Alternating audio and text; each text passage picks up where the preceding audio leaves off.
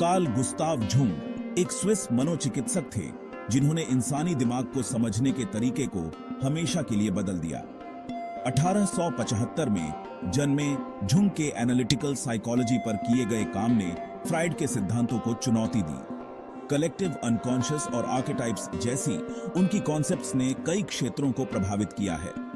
Unconscious के प्रति Jung की जिज्ञासा ने उन्हें अलग अलग संस्कृतियों का पता लगाने के लिए प्रेरित किया। उन्होंने मानव अनुभव के भीतर छिपे सार्वभौमिक प्रतीकों को जानने के लिए व्यापक यात्राएं की। Tibetan book of the dead, जिसे तिब्बती भाषा में बार्दो थोडोल कहा जाता है, जिसका अर्थ है मध्यवर्ती अवस्था के दौरान सुनकर मुक्ति, एक प्राचीन तिब्बती बौद्ध ग्रंथ है जो मृत्यु और पुनर्जन्म के बीच के परिवर्तनकालीन दौर से गुजरने के लिए एक गाइडबुक का काम करता है। यह ग्रंथ बार्डो के अनुभवों को दर्शनों की एक श्रृंखला, देवताओं के साथ मुलाकात और मनोवैज्ञानिक चुनौतियों के रूप में वर्णित करता है। यह इन अनुभवों की मायावी प्रकृति को पहचानने और एक स्पष्ट और दयालु मन बनाए रखने के महत्व पर जोर देता है। इसका अंतिम लक्ष्य मृत्यु और पुनर्जन्म के चक्र से मुक्त होना और आत्मज्ञान प्राप्त करना है। जुंग की मुलाकात Tibetan book of the dead से 1920 के दशक के अंत में हुई थी, ऐसे समय में जब अनकॉन्शियस के बारे में उनकी खोज नई गहराइयों तक पहुंच रही थी। वह मृत्यु और मृत्यु के बाद के जीवन की प्रकृति में ग्रंथ की गहरी अंतर्दृष्टि से तुरंत प्रभावित हुए और उन्होंने अपने स्वयं के मनोवैज्ञानिक सिद्धांतों के साथ एक अद्भुत समानता को पहचाना। जुंग ने बार्डो अवस्थाओं को मनोवैज्ञानिक वास्तविकताओं के रूप में देखा, जो उन परिवर्तनकारी प्रक्रियाओं को दर्शाती हैं जिनसे व्यक्ति अपने पूरे जीवन में गुजरते हैं। उनका मानना था कि मृत्यु के बाद के अनुभवों के बारे में किताब के वर्णन अचेतन मन की कार्य प्रणाली और आध्यात्मिक विकास की क्षमता के बारे में बहुमूल्य अंतर्दृष्टि प्रदान कर सकते हैं।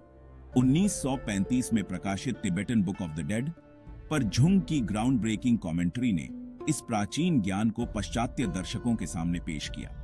उनके इंसाइटफुल विश्लेषण ने मृत्यु और मृत्यु के बाद के जीवन पर पूर्वी और पश्चिमी दृष्टिकोणों के बीच की खाई को पाट दिया और तिब्बती बौद्ध धर्म और इसके मनोवैज्ञानिक निहितार्थों में नए सिरे से रुचि जगाई।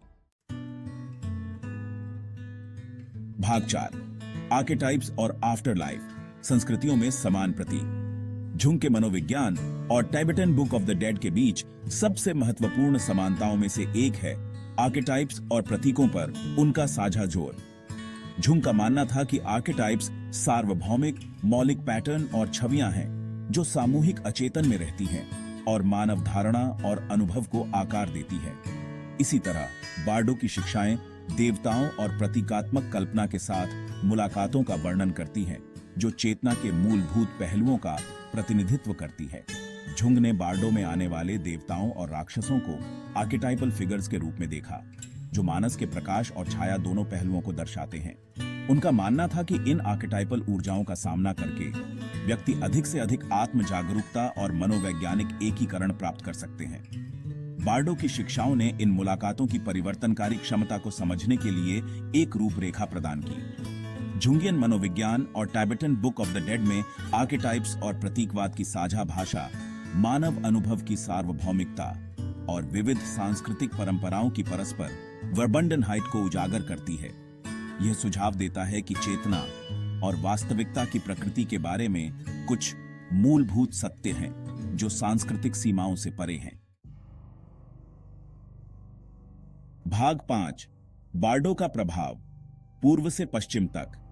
जुंग की प्रभावशाली कमेंटरी के माध्यम से Tibetan book of the dead का पश्चिमी संस्कृति पर, खासकर कला, साहित्य और अध्यात्म के क्षेत्र में गहरा प्रभाव पड़ा है।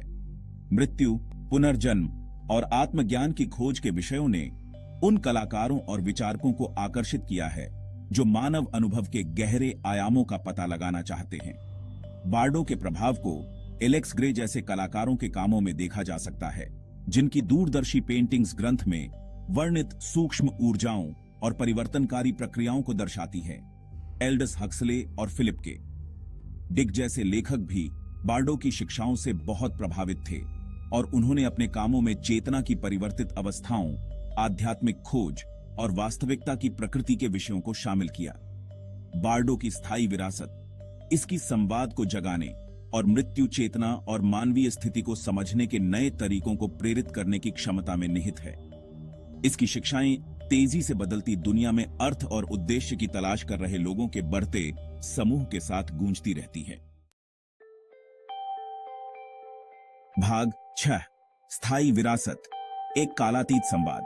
Tibetan book of the dead के साथ कार्ल जुंग की मुलाकात ने चेतना की प्रकृति के बारे में पश्चिमी दुनिया की समझ में एक महत्वपूर्ण मोड़ ला दिया। जुंग की इंसाइटफुल कमेंटरी ने इस प्राचीन ज्ञान को व्यापक दर्शकों के लिए सुलभ बनाया। जुंग के काम की स्थायी विरासत विभिन्न संस्कृतियों के बीच संवाद को बढ़ावा देने की क्षमता में निहित है। उनकी खोज ने मानव मानस और ब्रह्मांड से उसके संबंध को समझने के नए रास्ते खोल दिए।